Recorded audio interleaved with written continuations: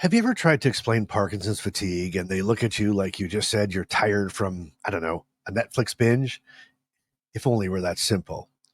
This isn't the I stayed up too late kind of tired. This is my body battery is stuck at 3% and never fully charges tired. Well, today I'll show you exactly how to explain it to friends and family so they finally get it without you feeling guilty or misunderstood. And make sure to stick around to the end because I've got a Bryceism that's the perfect one liner for the next person who says to you, you just need more sleep. Welcome to Living with Parkinson's. The good, the bad, and the reality. Real talk, real life, real community with Bryce Perry. Let's begin. Well, welcome to the broadcast. I want to thank my loyal viewers for always coming back and sticking with me. And if you're new here, my name is Bryce, and this is Living with Parkinson's, the good, the bad, and the reality. And this podcast is all about providing strength and hope and support to individuals living with Parkinson's and their caregivers.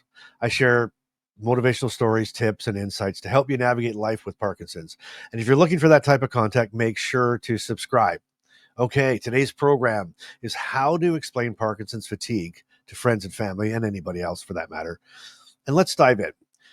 What Parkinson's fatigue really is. So first of all, Parkinson's fatigue is not the same as being tired. Being tired is like your phone battery running low at the end of the day.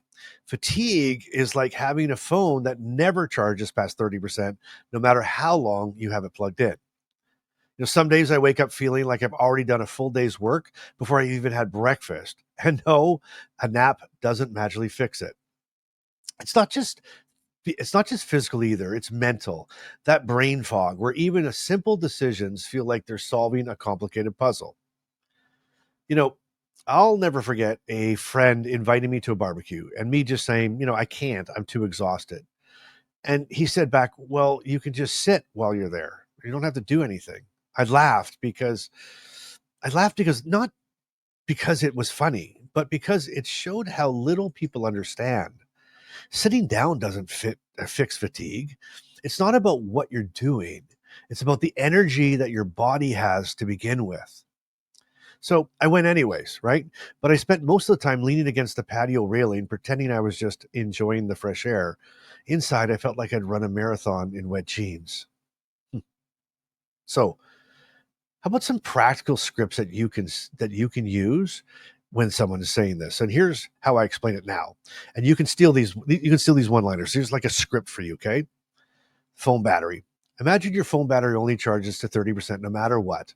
Well, that's me most days, right? You can say that to kind of get people to understand and realize, okay? Here's another thing you can say. And again, I'm just throwing things out that you can use. Here's another thing I say. I talk about the gas tank, right? I start with a half a tank and every little thing drains it, even getting dressed. Imagine that. So imagine somebody says, well, just come and sit down. You don't have to do anything. You just have to be there. And it's like, okay, but let me explain. I'm like a gas tank, and again, if you want to save this video and you can come back and look at these things or stop and pause and write them down. Okay. Sometimes I use this one here, and this is like an old elevator one. Okay. So my body is like an old elevator. It still works, but it's slow. And sometimes it stops between floors. And usually when I say things like that, they kind of go, I get it. Right. I get it.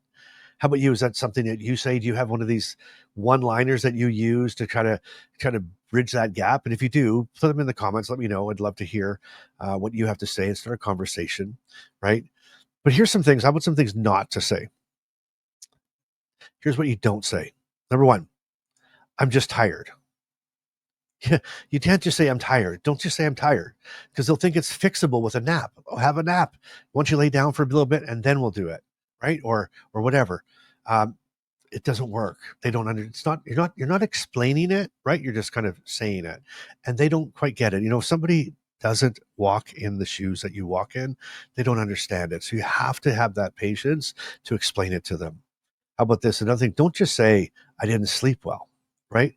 Because if you just say I didn't sleep well, they'll think it's a one-off, right? It's just a one-time thing. Well, okay, get better sleep then. Instead, give them a picture that they can't unsee. Give them a picture that they can't unsee. In just a minute, I'll give you that Bryceism that's perfectly sums up Parkinson's fatigue. It's short, it's true, and it might just save you a very long explanation. But how about this? Let's talk about a common myth about fatigue. And I want to bust a few myths right now. Myth number one, a nap will fix it. Nope. To be honest, sometimes it makes it worse. Sometimes that nap makes it worse. Sometimes you get a little bit of rest and your body's like, oh, I love that. And he wants more. And you feel even more tired. Okay. How about another myth? Here's another myth. Let's bust this out right now. Myth number two, if you exercise more, you'll have more energy. Okay, now exercise is great for Parkinson's, but it's not the magical fatigue cure. Okay, it's just not. Here's another myth. Myth number three. Well, you don't look tired. Well, oh, I love that one. Well, my face didn't get the memo, but my body sure did. So, I maybe not look tired, but do you think I'm lying to you? Do you think I'm just making something up? Right? Have you heard any of these? Things like that? Drop them in the comments. Let's build a list of the most frustrating or the funniest things that people say to you about this, because I think it's really important to kind of sit on that and look at it. I remember this time, and again, and here's how you know that you have to kind of give more of an explanation. Okay. I said it was actually, I'm not going to throw them under the bus. It's somebody that I'm related to. And they were kind of going like, look, and what's funny about it is these are people that tell me, hey, don't, take your time, take your time. I know, things are different for you. I know you've got this thing, but I remember them saying, they wanted me to come out for dinner. And I was couldn't. I was exhausted. I was tired, and I remember them saying, "Well, can you just come for dinner?" And I'm like, "Well, no, I just can't today. I'm just really exhausted." And they go, "Why?